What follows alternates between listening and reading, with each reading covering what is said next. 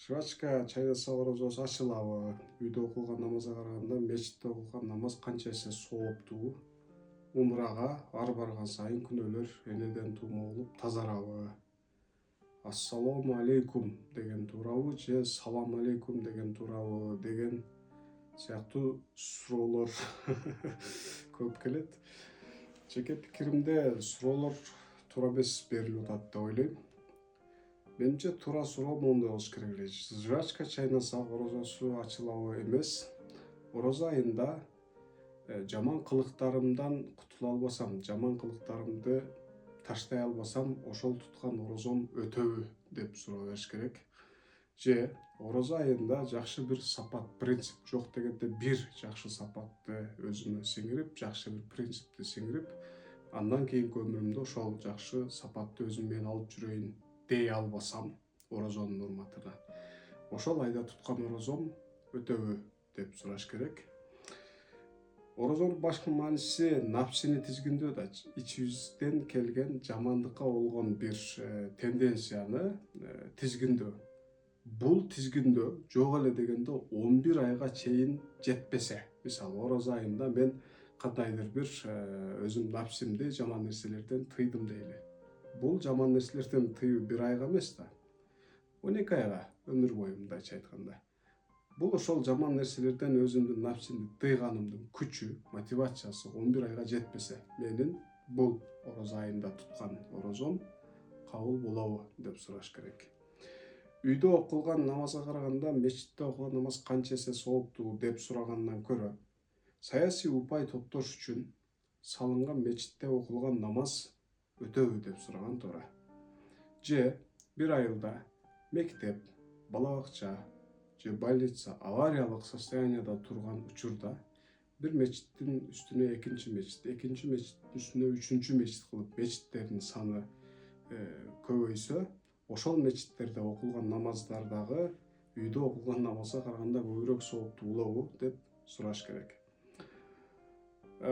Мыйзамдуу эмес бир жерди, толук мыйзамдуу эмес бир жерди атайы алган бир строительный компания, курулуш компаниясы же бир подрядчик толук эмес мыйзамдуу кылып алгандыгы үчүн эптеп тийиштүү тараптын оозун жабыш үчүн бурчуна мечит сала коюп, калган жерлерине кабаттап, блоктоп үй салып сатса, элдин жалпы журттун акысы болгон бир жерге, бул мечитте барып намаз окуса өтөбү деп сураш керек. Упай топтош үчүн ар барган намазын мечитте отуруп сүрөткө түшүп, видеого түшүп, аны тийиштүү соц желелерде бөлүшсө, ушул окулган намаздар дагы үйдө окулган намазга караганда 27 эсе соогу көп болобу деп сураш керек. Анан эптей алса, бирок бул суроону бериш оңой эмес. Мисалы, эптей алса, сооп соодалашуу үчүн мен үйдө окусам бир сооп, мечитте окусам 27 эсе көп болот экен, демек көбүрөөк сооп алат экенмин деп Кудай менен 27 эсе берсең барайын, болбосо үйдө ысык төшөгүмөн козголбой эле коеюн дегендей аң сезим менен мечитке барып окулган намаз өтөбү деп суроо берсе дагы сонун болот. Умрага ар барган сайын күнөөлөр тазарабы? Билесиздер, ажылыкта энеден туума күнөөлөр кечирилет деп ишенишет. Анан пайгамбарыбыздан ушундай хадис бар экен деп туруп, умра бизнес кылгандардын аябай жакшы көргөн бир менимче ишенимдүүлүгү күмөндүү бир хадис.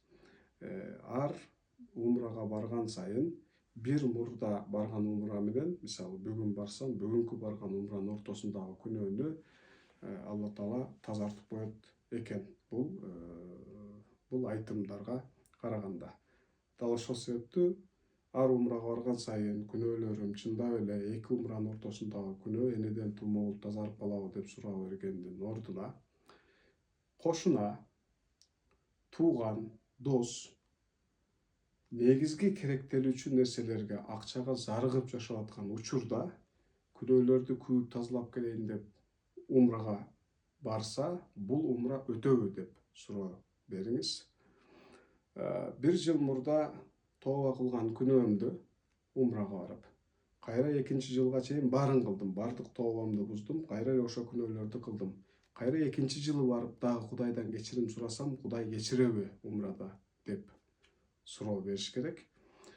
Эптей алса, бул суроону дагы бериш оңой эмес, буга бир аз деңгээл керек, мээ керек. Канткенде мен Кудайга ар жылы барып сөз берип алып умрага бул күнөөнү экинчи кайталабайм деп тообо кылып алып, кылган тооболорумду бузбай турган, Кудайга берген сөзүмдү аткара турган, сөзүмө тура турган, Кудайга ар жылы жалганчы болбой, канткенде мен тообо кылган күнөөлөрүмдөн оолак жашаганды үйрөнөмүн. Дагы жыйынтыктап айтканда, канткенде мен кайра умрага барып күнөөлөрүмдү тазалап алам деген суроо эмес. Канткенде мен Кудайдын алдына кайра бети кара болуп бара бербей турганчалык мындай принцип кармап, өзүм күнөөлөрдөн оолак болууну үйрөнөм деген суроону берсе, умра дагы максатка жакыныраак болот. Ассаламу алейкум деш керекпи же салам алейкум деген ката болуп калабы, күнөө болуп калабы, ва рахматуллахини коссом 10 сооп болобу, +5 бонус барбы деген суроолордон көрө, канткенде мен берген салам жүрөктөн жүрөккө өтөт, ооз учунда эмес. Канткенде мен берген саламды менден саламды алган киши, алиги алган киши өзүнүн көңүлүндө сезет. Мунун жолун кантип тапсам болот? Муну суроо бериш керек. Канткенде мен берген салам мааниси тынчтык, бейпилдик каалайм дегендей маани. Канткенде мен берген салам чындап мен ал адамга тынчтык, бейпилдик каалап аткан деңгээлге жетем. Канткенде мен салам берген адамга ичимдеги жаман оюмду, ичимдеги кара мүртөздүгүмдү өчүрө алам жана тынчтык, бейпилдик чын жүрөктөн канткенде мен каалай алам. Мен качан ушул деңгээлге жетем деп сураш керек. Кыргызча биз түшүнө турган кылып жалпак тил менен которуп койсок, салам берүү, ассаламу алейкум деп айтуу, бул менден сага зыян келбейт, коркпо, кыжаалат болбо деген сөз. Демек, салам берүүдө биз канткенде менден чындап өзүмдүн айланамдагы башка жактан салам берген адамдарыма чындап ичимен материалдык, моралдык зыян келбей турган деңгээлге качан жетем? Качан ошондой жүрөгүм агарат, ички дүйнөм агарат? Мына ушул нерсени нерсенин жообун билүү үчүн суроо берсе дагы туурараак болмок.